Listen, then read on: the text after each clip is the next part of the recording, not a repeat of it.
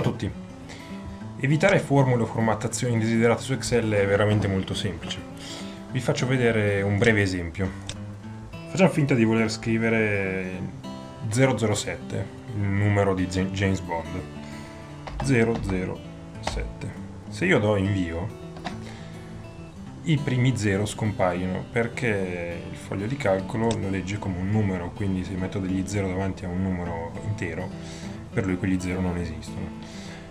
Questa è una sorta di formattazione automatica del foglio di calcolo e per evitarla basta mettere un apice davanti al testo che abbiamo scritto. Quindi ripetiamo l'esempio sotto: se io metto un apice e poi 2 0 e 7, automaticamente i miei 0 si vedono.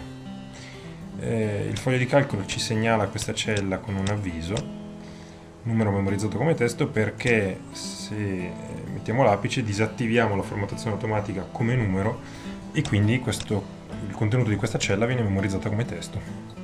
Questo esempio può essere ripetuto anche, per esempio, se io volessi far vedere una formula. Adesso facciamo un esempio: somma di 1 e di 2 dovrebbe dare